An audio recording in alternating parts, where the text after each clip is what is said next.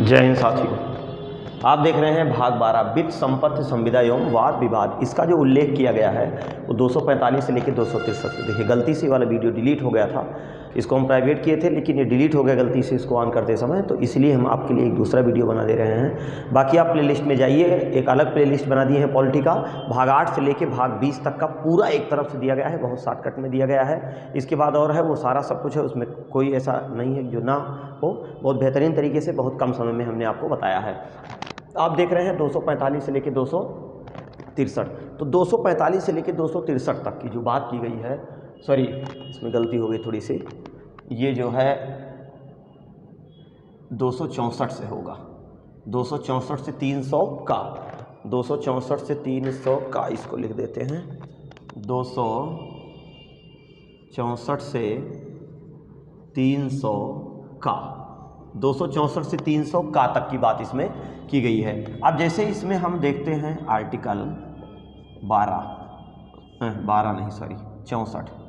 64, ठीक। तो 64 में जो बात की गई है वो निर्वचन की बात की गई है। कोई बहुत विशेष आर्टिकल नहीं है। निर्वचन का मतलब होता है व्याख्या, मतलब आर्टिकलों जब जो है किसी भी आर्टिकल के अंदर में जो तमाम प्रकार की धाराएं दी जाती हैं, जब उसके बारे में वकील साहब व्याख्या करते हैं उसी को क्या कहते हैं, निर्वचन। जो व्याख्या की जाती है, तो निर्वचन का मतलब होता है व्याख्या। आप देख रहे हैं 264 में किस चीज़ की बात की गई है, निर्वचन की। लेकिन वहीं पर अगर ये बात करें कि अनुच्छेद 265 में क्या है, तो अनुच्छेद 265 में जो बात की गई है, आर्टिकल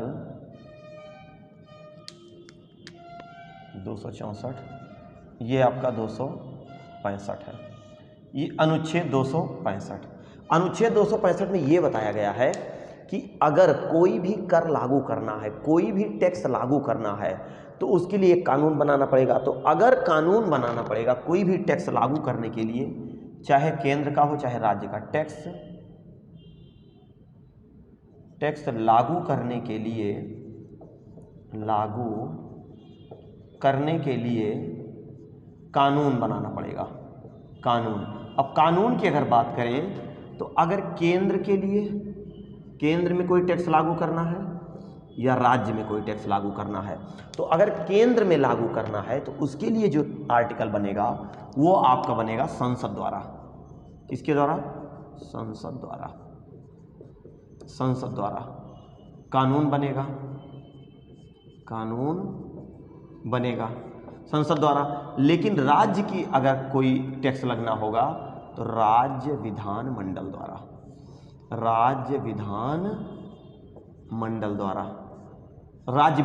द्वारा कानून बनेगा। तो ये आपका 265, अच्छा ग्रीन वाला दिख रहा है, चलिए कोई दिक्कत नहीं है।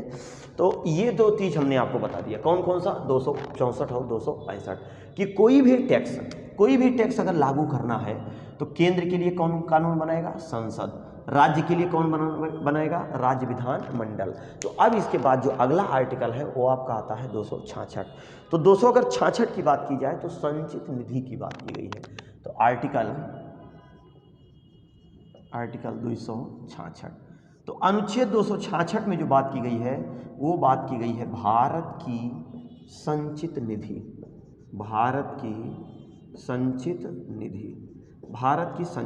काउंसलेटेड फंड की बात किसमें की गई है, अनुच्छेद 266 में।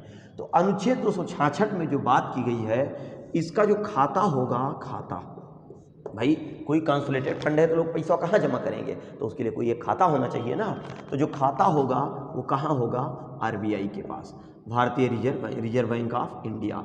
इसी में जो है क्या होगा, सारे जो पैसा होंगे वो क्या किए जाएंगे, जमा होंगे। इसी में सारे पैसा जमा होंगे। अब जो पैसा आएगा वो आएगा कहाँ से, एक सवाल ये भी बनता है। तो भैया जो पैसा आएगा, जो धन आएगा वो कहाँ से आएगा, तो वो देखिए 3 जगह से आ रहा है।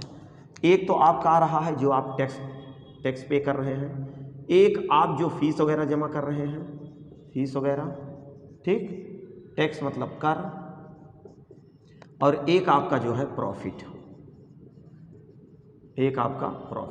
जो सरकार को लाभ हो रहा है। और ये सारा पैसा जो जमा होगा ये कहाँ जमा होगा, आरबीआई में जमा होगा। ये सारा पैसा आरबीआई में जमा होगा। तो जब आरबीआई में जमा होगा ये जो टैक्स है, तो आप समझ रहे हैं कि चाहे टैक्स हुआ, चाहे फीस हुआ, चाहे प्रॉफिट हुआ, जैसे मान लीजिए लाल किला है, लाल किला को सरकार ने बेच दिया है, उससे जो उसका प्रॉफिट आ रहा है, उसका जो फ़ायदा आ रहा है, वो सब पैसा कहाँ जाएगा? यहाँ जाएगा। किसी का काला धन है वो भी यहाँ जाएगा, कोई फीस जमा हो रही है वो भी जाएगा, आप बनामा कराते हैं ज़मीन में तो स्टाम्प जो बिकते हैं वो पैसा सब यहाँ जाएगा। मतलब क्या हुआ कि जितना सारा टैक्स वगैरह है, प्रॉफिट है, फीस है, ये सब कहाँ जाएगा? भारत की संचित निधि में। और यहीं से ही जितने बड़े बड़े हैं, जितने भी, चाहे वो किसी अध्यक्ष हुए, राष्ट्रपति साहब हो गए, संसद के जितने भी अधिकारी हैं, विधानमंडल के जितने भी अधिकारी हैं, संसद के, ठीक, ये बड़े बड़े वाले हैं, इनको सारा सब कुछ पैसा कहाँ से दिया जाएगा? भारत की संचित निधि से दिया जाएगा। इनका वेतन किसके ऊपर भारित होगा? भारत की संचित निधि पर भारित होगा। अगला क्या कहता है? 267। अब इसमें देख लीजिए नेक्स्ट आर्टिकल आपका क्या कह रहा है? आर्टिकल 267। इसमें किस चीज़ की बात की गई है? इसमें आकस्मिक निधि की बात की गई है।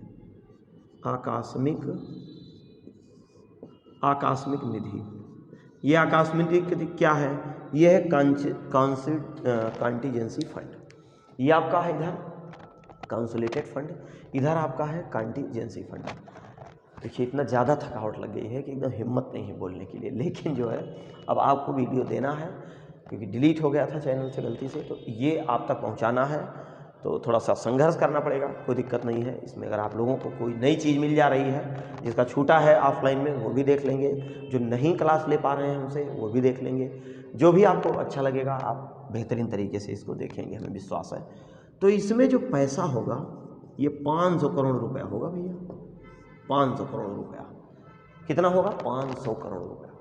500 करोड़ रुपया कुछ नहीं होता है यहाँ के लिए, लेकिन अगर कोई ज़रूरत पड़ गई, जैसे कोई इमरजेंसी आ गई, तो जैसे ही कोई इमरजेंसी आती है, इमरजेंसी के दौरान जो हमारे राष्ट्र के पति साहब हैं, जिनको क्या कहा जाता है? राष्ट्रपति।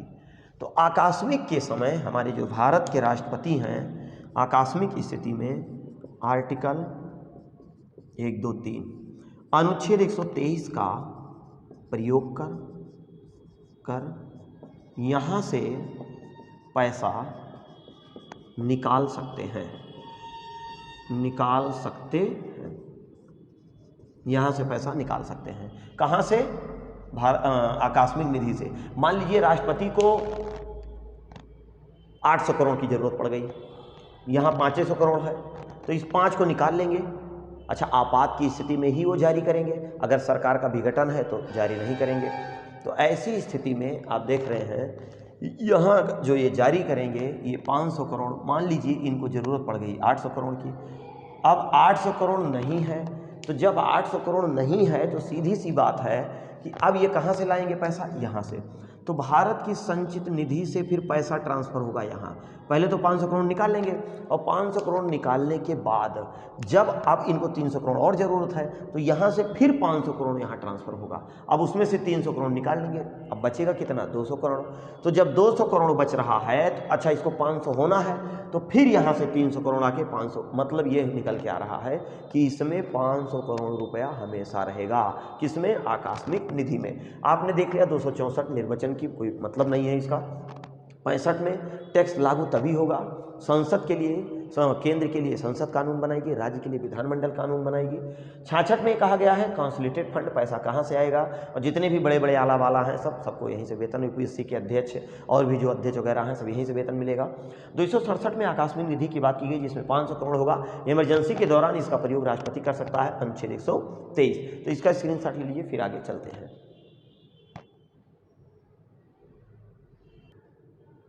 चलिए, अब इसमें आप देख रहे हैं कुछ महत्वपूर्ण आर्टिकल लिखे गए हैं। जैसे आप इसमें देख रहे हैं 268 में बताया गया है संघ एवं राज्यों द्वारा लगाए जाने वाले कर, मतलब केंद्र सरकार और राज्य सरकार जो भी प्रकार से कर लगाती है उन सब का उल्लेख इसमें किया गया है 268 में। वहीं उसके बाद 69, 70, 71, 72 को कोई बहुत मतलब नहीं है, जो महत्वपूर्ण है कुछ वही लिख दे रहे हैं, बाकी ये भी सब नहीं पूछे जाते हैं, लेकिन हम आपको तब भी समझा दे रहे हैं। और 273 जूट और जूट उत्पादों पर लगाए जाने वाला कर, क्योंकि ये बाहर भी इसका निर्यात आयात होता है, जिसकी वजह से इस पर लगाए जाते हैं। 275 में कुछ राज्यों के को ऐसा है कि केंद्र सरकार जो है उनको क्या करेगी, कुछ अनुदान दे गई। और 79 में क्या किया गया है, शुद्ध आय की गणना, परफेक्ट इनकम क्या हुई है, शुद्ध आय की गणना 79 में। और 79 का में जीएसटी परिषद की बात की गई है, लेकिन जीएसटी की बात की गई है तो जीएसटी की बात 246 का में है। 246 का में जीएसटी की बात है, लेकिन 279 में जीएसटी परिषद का जो गठन होगा, कैसे होगा, सारा सब कुछ उसके लिए परिषद बनाई जाएगी, उसका उल्लेख यहाँ। आर्टिकल 280 मतलब 280 वेरी इंपॉर्टेंट है, अनुच्छेद 280 बहुत ही महत्वपूर्ण आर्टिकल है, जिसमें फाइनेंस कमीशन की बात की गई है, अर्थात वित्त आयोग की। तो वित्त आयोग की अगर बात की जाए, देखिए सबसे पहले इसकी स्थापना कब हुई, इसकी स्थापना, तो इसकी स्थापना की अगर बात की जाए तो 1951 में।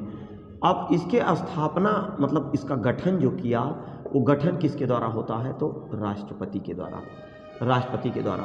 इनका जो कार्यकाल होता है, कार्यकाल कितने वर्ष का होता है, 5 वर्ष का होता है। इसमें जो योग्यता होती है वो कौन सी योग्यता होती है, सुप्रीम कोर्ट के जज के बराबर, सुप्रीम कोर्ट के जज के बराबर होती है। किसकी योग्यता, इनकी योग्यता। ठीक, अब देखिए इनको वेतन वगैरह कहाँ से मिलता है, वेतन, तो वेतन सुप्रीम कोर्ट के जज के बराबर होती है, तो वही अपना उन्हीं लोगों को वेतन मिलता होगा। तो इनको वेतन कहाँ से मिलता है, भारत की संचित निधि से, भारत की संचित निधि से। वित्त आयोग की बात की जाए तो यह वित्त आयोग, यह एक संवैधानिक संस्था है, यह एक संवैधानिक, यह एक कौन सी संस्था है, संवैधानिक संस्था। कौन, वित्त आयोग, फाइनेंस कमीशन। फाइनेंस कमीशन क्या है, यह एक संवैधानिक संस्था है। तो वित्त आयोग की अगर स्थापना की बात की जाए तो 1951 में इसके गठन राष्ट्रपति महोदय करते हैं, और सुप्रीम कोर्ट के जज के बराबर इनकी योग्यता होती है। इनका जो कार्यकाल होता है वो कितने वर्ष का होता है, 5 वर्ष का होता है। और इसमें जो सदस्य होते हैं वो टोटल कितने होते हैं, 5 सदस्य। तो 5 सदस्य की बात अगर इसमें की जाए तो यहीं इसको भी नोट कर दे रहे हैं। इसमें जो सदस्य होते हैं, सदस्य वो कितने होते हैं, 5।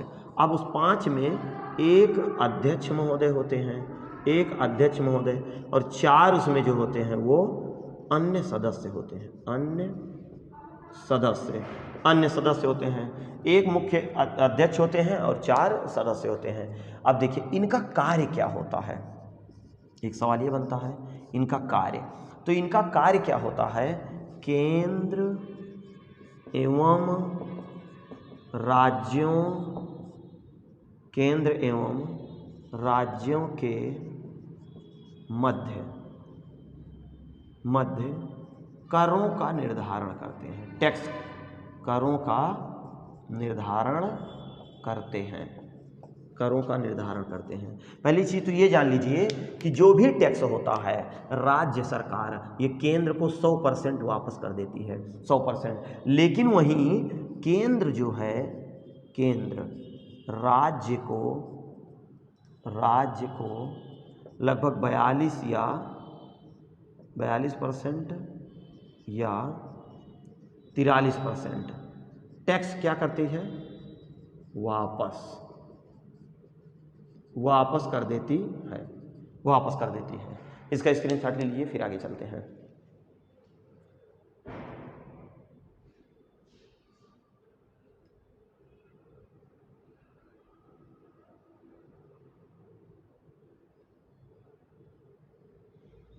देखिए अब इतना समझ में आ गया होगा आपको, ठीक। अब इसकी ये बात कर लिया जाए कि इसके अध्यक्ष वगैरह कौन हैं।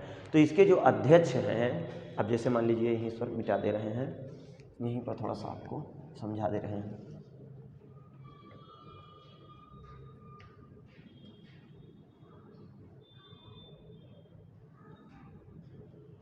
ये वित्त आयोग है, ठीक। अब जैसे इसके अध्यक्ष हो गए तो इसके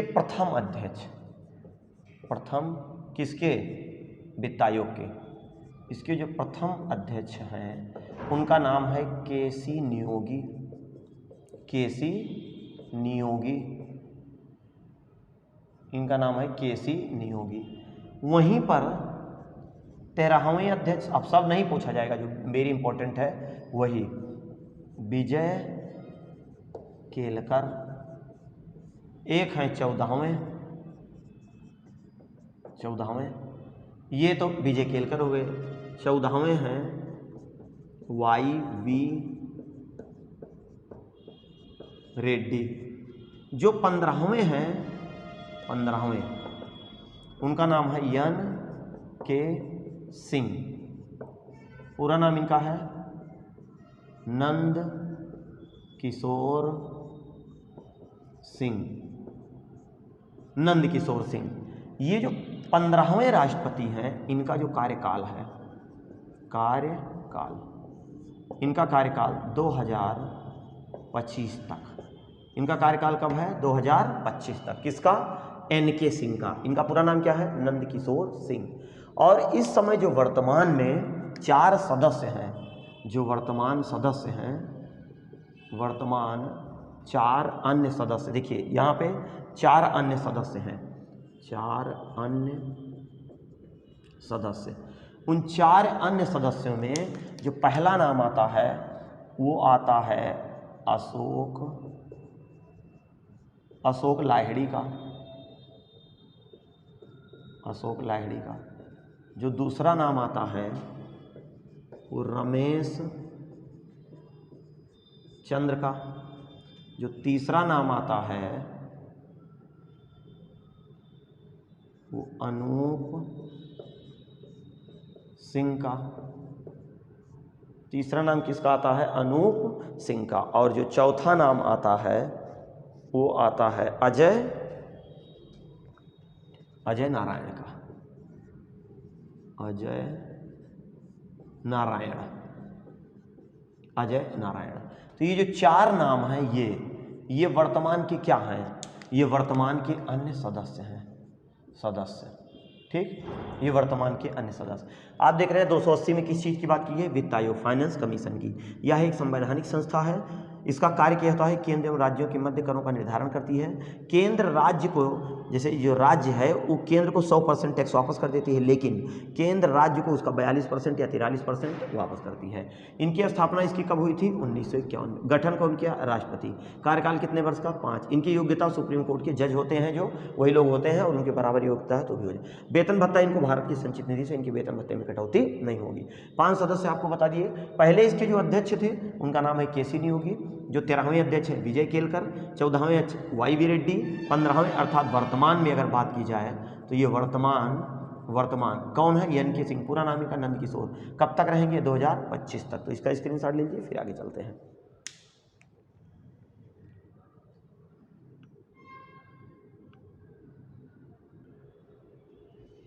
चलिए, अब आप इसमें देख रहे हैं कुछ महत्वपूर्ण आर्टिकल हैं जो आपको दिखा देते हैं। कुछ ऐसे महत्वपूर्ण भी हैं, नहीं भी हैं। जैसे 281 की बात की गई तो इसमें केवल और केवल फाइनेंस की बात की गई है। वित्त से संबंधित जितना भी मामला होगा सब 281 में। 282 की बात करें तो संघ और राज्यों द्वारा अपने राजस्व किए जाने वाले व्यय, मतलब राज्य, केंद्र और राज्य का दोनों का जो अपने राजस्व से वो लोग खर्च करते हैं, उसका उल्लेख 282 में है। 85 में कहा गया है कि संघ की संपत्ति को राज्य के कराधान से क्या होगा? छूट। मतलब यहाँ कहीं ना कहीं केंद्र को श्रेष्ठ बताया जा रहा है। विद्युत 87 में क्या कहा है? विद्युत करों से छूट। 92 में किस चीज़ की बात की गई है? कि भारत सरकार द्वारा विदेशों से जो भी लोन लिया जाएगा, अब जैसे कोई विदेश से लोन लिया जाएगा तो उसका ब्याह थोड़ा ना किया जाएगा। उससे जैसे आप रेलवे बनवा दीजिए दिल्ली के, कि दिल्ली भाई रेलवे, उसके लिए मेट्रो, तो मेट्रो की दिल्ली क्या है? दिल्ली जाम, पूरा दिल खत्म, दिल्ली जाम खत्म, वही स्थिति है। तो जहाँ जिस चीज़ का ज़्यादा फायदा है उस पैसे को आप वहाँ लगा दीजिए, वहाँ से जो इनकम है वो आपका प्रॉफिट हो गया, उससे आप लोन भर दीजिए तो आपका आगे का काम भी हो जाएगा। 293 राज्यों द्वारा लोन लेना, भाई केंद्र ले सकता है तो राज्य क्यों नहीं ले सकता है।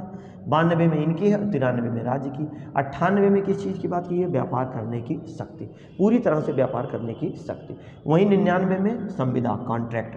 300 में वाद एवं कार्यवाहियाँ। 300 का संपत्ति का अधिकार अब कानूनी या विधिक अधिकार बन गया। पहले ये क्या था? पहले ये मूल अधिकार था। पहले जो था ये कौन अधिकार था?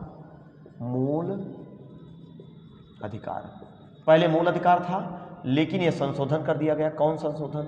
44वां संशोधन, 44वां संशोधन 1978, 44वां संशोधन 1978 करके, और इसको मूल अधिकार ना रह करके अब ये कौन सा अधिकार हो गया है, कानूनी या विधिक अधिकार हो गया है। तो इस प्रकार से आपको हमने बता दिया अनुच्छेद 264 से लेकर 300 का तक, भाग 12 बा से 12 बा से वित्त संपत्ति वाद विवाद आपको बहुत अच्छे तरीके से बता दिए हैं। प्ले लिस्ट में जाइएगा और वीडियो देख लीजिएगा। तो 12 ये जो आपका डिलीट हो गया था गलती से, हम आपको यहाँ उपलब्ध करवा दिए हैं। मिलते हैं नेक्स्ट वीडियो में, तब तक के लिए जय हिंद, जय भारत, वंदे मातरम।